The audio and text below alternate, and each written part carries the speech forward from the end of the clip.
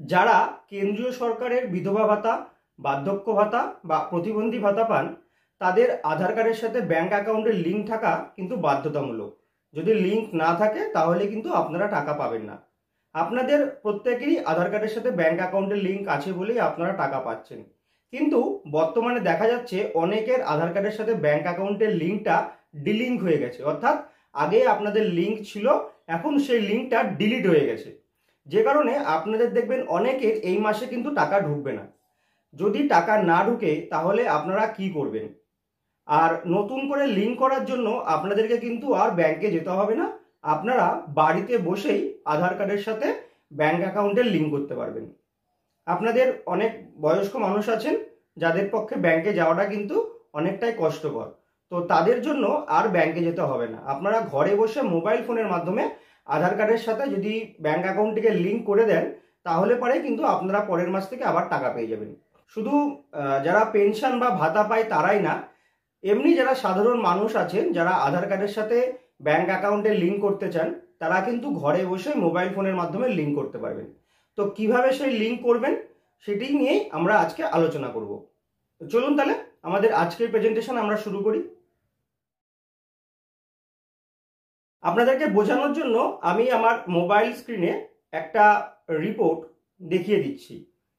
দেখুন, আমি আমাদের শান্তিপুর ব্লকের আরবান্দি 1 গ্রাম পঞ্চায়েতের একটা রিপোর্ট আপনাদেরকে দেখাচ্ছি। এখানে প্রথম যে নামটি আছে বনমালী হালদার, বনমালী হালদারের আধার ডিলিঙ্ক হয়ে গেছে। কেন হয়েছে?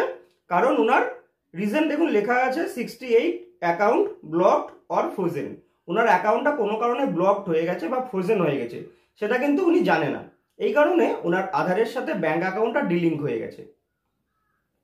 তারপরে আরেকটা যদি দেখাই, সুনীল বিশ্বাস, দেখুন ইনারটায় Aadhaar number deseeded from NPCI mapped by bank customer to contact his বা হার ব্যাংক। এনারটা কিন্তু অ্যাকচুয়ালি কোনো কারণ দেয়নি যে কেন ওনার আধারটা ডিলিঙ্ক হয়ে গেছে বা ডিসিডেড হয়ে গেছে, ওনাকে ব্যাংকে দেখা করতে বলছে। তো এইরকম অনেকগুলো বেনিফিশিয়ারির নামের তালিকা আমাদের এখানে আছে। এটা আমাদের শান্তিপুর ব্লকের, আপনাদের অন্য কোনো ব্লকের হলে সেটা আমার পক্ষে দেখানো সম্ভব নয়। আপনাদেরকে বোঝানোর জন্য আমি এই রিপোর্টটা আমাদের অফিস থেকে সংগ্রহ করেছি। আপনারা যদি এরকমটা দেখতে চান তাহলে সেটা আপনারা বিডিও অফিসে না গিয়েও কিন্তু একটা পোর্টালের মাধ্যমে আপনাদের আধারের যে স্ট্যাটাসটা, অর্থাৎ আধারের সাথে ব্যাংক অ্যাকাউন্টের যে লিঙ্ক আছে কিনা সেটা আপনারা খুব সহজেই এই মোবাইল ফোনের মাধ্যমে দেখতে পারবেন।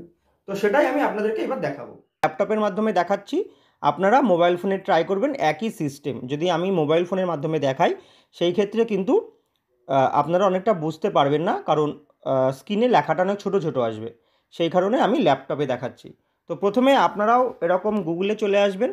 গুগলে এসে এখানে জাস্ট খালি লিখবেন এনপিসিআই, লেখার পরে সার্চ করবেন। তারপরে প্রথম যে অপশানটা আসছে এনপিসিআই, এই লিঙ্কে টাচ করবেন। এরপর দেখুন এখানে চলে এসে একটা লেখা কনজিউমার, এই কনজিউমারে টাচ করবেন। তারপরে দেখুন আছে ভারত আধার সিডিং এনাবেল BASE, এখানে ক্লিক করবেন। এরপর এরকম একটু উইন্ডো আপনাদের সামনে ওপেন হবে।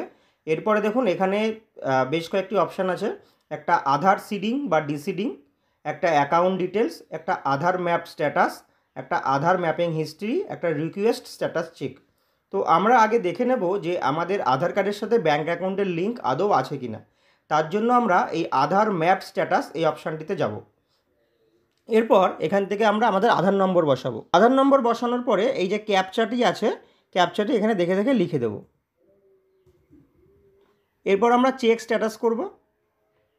এরপর আপনাদের ফোনে একটি ওটিপি যাবে। এখানে একটু বলে রাখি, এই ওটিপিটা তখনই যাবে যখন আপনার আধার কার্ডের সাথে কোনো ফোন নাম্বার লিঙ্ক থাকবে, সেই ফোনেই কিন্তু ওটিপি যাবে। তো ওটিপিটা আমার ফোনে চলে এসছে, আমি বসিয়ে দিলাম। এরপর কনফার্ম করবেন। এরপর দেখুন আমার আধার ম্যাপ স্ট্যাটাসটা দেখাচ্ছে যে আমার কিন্তু আধার কার্ডের সাথে এয়ারটেল পেমেন্টস ব্যাঙ্ক যেটা, সেটা লিঙ্ক হয়ে আছে। তো আমার এই সমস্যাটি কিন্তু নেই, আমার আধার ম্যাপ স্ট্যাটাস একদম ওকে আছে। তো যদি আপনাদের সব ঠিকঠাক থাকে তাহলে একদম ওকে, কোনো সমস্যা নেই। যদি এখানে দেখায় নো রেকর্ড ফাউন্ড বা আধার কার্ডের সাথে কোনো ব্যাঙ্ক অ্যাকাউন্ট লিঙ্ক নেই, এরম কিছু দেখায়, সেই ক্ষেত্রে আপনার চলে আসবেন আধার সিডিং বা ডিসিডিং, এখানে ক্লিক করবেন। ক্লিক করার পরে আবার একটি এরকম উইন্ডো আসবে, এটা আপনার কনফার্ম করবেন। এইখানে আপনারা আবার আপনাদের আধার নম্বরটি বসাবেন। বসানোর পরে এখানে দেখুন লেখা আছে রিকোয়েস্ট ফর আধার, একটা আছে সিডিং, একটা আছে ডিসিডিং। তো যেহেতু আমরা সিডিং করব, অর্থাৎ আধার কার্ডের সাথে ব্যাঙ্ক অ্যাকাউন্টের লিঙ্ক করব, তাই আমরা সিডিংয়ে ক্লিক করব।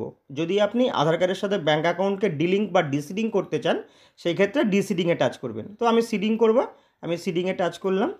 এরপর সিলেক্ট ইউর ব্যাঙ্ক, যে ব্যাংকের সাথে আপনি আধার কার্ডটি লিঙ্ক করতে চাইছেন, তো সেই ব্যাঙ্ক, আমি এখান থেকে একটা পাঞ্জাব ন্যাশনাল ব্যাঙ্ক সিলেক্ট করে নিলাম। এরপরে এখানে দেখুন তিনটে অপশান আছে, একটা ফ্রেশ সিডিং, একটা movement same bank with another account, আর একটা from one bank to other bank.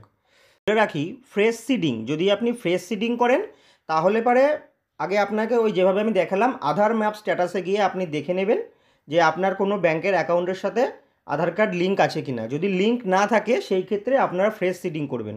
যদি লিঙ্ক থাকে, আপনার যদি মনে হয় যে ধরুন আপনার স্টেট ব্যাংকের বই আছে, তখন আপনি চাইছেন যে আমার স্টেট ব্যাংকের দুটো অ্যাকাউন্ট আছে, তো যে অ্যাকাউন্টের সাথে আমার আধার লিঙ্কটা হয়ে আছে, আমি সেই অ্যাকাউন্টের থেকে আধার লিঙ্কটা না করে আমি আমার স্টেট ব্যাংকের আর একটা যে অ্যাকাউন্ট আছে আমি তার সাথে আধার সিডিং করব, তাহলে আপনারা 2 নম্বরটি সিলেক্ট করবেন। আর 3 নম্বর যেটা movement from one bank to other bank, এখানে বলছে যে আপনার যদি এক ব্যাংকের থেকে আর এক ব্যাংকের আধার সিডিং করতে হয়, ধরুন আপনার পাঞ্জাব ন্যাশনাল ব্যাঙ্কে আধার সিডিং হয়ে আছে, আপনার এখন প্রয়োজন স্টেট ব্যাংকের সাথে আধার সিডিং করবেন, তাহলে আপনারা 3 নম্বর সিলেক্ট করবেন। তো আমি ফ্রেশ সিডিং করব, ফ্রেশ সিডিংয়ে টাচ করলাম। এরপর এখানে আপনার অ্যাকাউন্ট নাম্বার বসাবেন, আমি আমার অ্যাকাউন্ট নাম্বারটা বসিয়ে দিচ্ছি। এরপর এই যে চেক বক্সটি আছে, এই চেক বক্সে একটা ক্লিক করবেন। ক্লিক করার পরে এখানে দেখুন লেখা আছে ক্যাপচা, এই ক্যাপচাটি দেখে দেখে লিখে দেবেন 892314। করার পরে সাবমিট অপশানে টাচ করবেন। এরপর এরকম একটা টার্মস অ্যান্ড কন্ডিশন আসবে, একদম নিচের দিকে চলে আসবেন। আসার পরে এগ্রি অ্যান্ড কন্টিনিউয়ে ক্লিক করবেন। এরপর আপনার ফোনে আবার একটি ওটিপি আসবে, তো 318 468 কনফার্ম করলাম। দেখুন আমার এরকম একটি মেসেজ দিয়ে দিয়েছে যে your Aadhaar number is currently mapped to Airtel payments bank limited. এটা আমি আপনাদেরকে অলরেডি আগেই দেখিয়ে দিয়েছি যে হ্যাঁ আমার লিঙ্ক আছে, please click okay two proceed with Punjab national bank. তো আমি যদি পাঞ্জাব ন্যাশনাল ব্যাঙ্কে লিঙ্ক করতে চাই তাহলে আমি কনফার্ম করব, তো আমি লিঙ্ক করতে চাইছি না, তার জন্য আমি ক্যান্সেল করছি, ইয়েস। এরপরে যদি আপনারা ফ্রেশ সিডিং করেন তাহলে পরে কিন্তু আপনাদের এরকম উইন্ডো আসবে না, আপনাদেরকে একটা রেফারেন্স নাম্বার দেওয়া হবে যে your Aadhaar number maps successfully দিয়ে রেফারেন্স নাম্বার এত দিয়ে, ওই রেফারেন্স নাম্বারটা নিয়ে আপনারা 3 থেকে 4 দিন পরে এই যে রিকোয়েস্ট স্ট্যাটাস চেক বলে যে অপশানটি আছে এইখানে আবার আসবেন, এসে রিকোয়েস্ট ফর আধারে সিডিং করবেন। সিডিং করার পরে রিকোয়েস্ট ইনিশিয়েট ডেট, আপনারা কবে রিকোয়েস্টের জন্য করেছিলেন, যেদিন আপনারা অ্যাপ্লাই করবেন সেদিনের ডেটটা দেবেন। এবারে সিডিং টাইপ, আপনারা 3টের মধ্যে ফ্রেশ সিডিং করেছিলাম, তাহলে ফ্রেশ সিডিংয়ে টাচ করবেন। সিডিং রেফারেন্স নাম্বার যেটা আপনাদেরকে দেবে সেই রেফারেন্স নাম্বারটা দেবেন, দেওয়ার পরে এখানে ক্যাপচা বসিয়ে চেক স্ট্যাটাস করবেন, তাহলে পরেই কিন্তু আপনাদের দেখিয়ে দেবে যে আপনাদের আধার সিডিং অ্যাকসেপ্ট হয়েছে বা রিজেক্ট হয়েছে। তো এইভাবে আপনারা বাড়িতে বসে মোবাইল ফোনের মাধ্যমে আধার কার্ডের সাথে ব্যাঙ্ক অ্যাকাউন্টের লিঙ্ক করতে পারেন। তবে একটা জিনিস কিন্তু সকলকে মাথায় রাখতে হবে, আধার কার্ডের সাথে ব্যাঙ্ক অ্যাকাউন্টের লিঙ্ক করতে গেলে আপনাকে আধার কার্ডের সাথে ফোন নাম্বার লিঙ্ক থাকতে হবে, অবশ্যই থাকতে হবে। যদি না থাকে তাহলে পারে কিন্তু আপনারা বাড়িতে বসে লিঙ্ক করতে পারবেন না। তো এই ইনফরমেশনটাই আপনাদের আজকে দেওয়ার ছিল, আর বেশি বড় করবো না ভিডিওটা, আপাতত এখানেই শেষ করছি। নতুন ভিডিওতে আবার দেখা হবে।